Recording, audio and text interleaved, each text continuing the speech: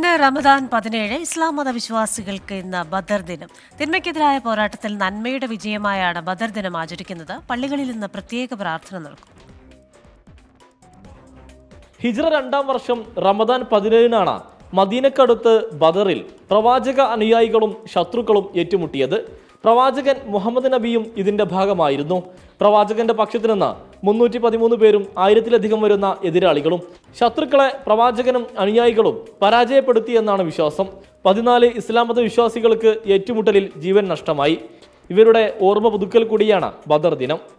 ബദർ ഇസ്ലാമിക ചരിത്രത്തിലെ ഏറ്റവും സുപ്രധാനമായ ഒരു പോരാട്ടമാണ്. പക്ഷേ ബദർ ഒരു അക്രമമോ അതല്ലെങ്കിൽ ഏതെങ്കിലും ഒരു സമൂഹത്തെ നശിപ്പിക്കാനുള്ള പ്രവണതയായിരുന്നില്ല. നല്ല വിശ്വാസത്തോടുകൂടി ഉറച്ചു നിന്നാൽ ദൈവിക സഹായം കൊണ്ട് നമുക്ക് വിജയിക്കാൻ കഴിയും.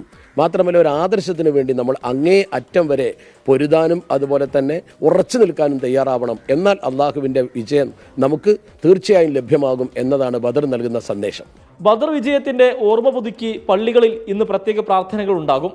മഹല്ലുകളുടെയും മുസ്ലിം സംഘടനകളുടെയും നേതൃത്വത്തിൽ ഭക്ഷണ വിതരണവും നടക്കും. 24 മലപ്പുറം.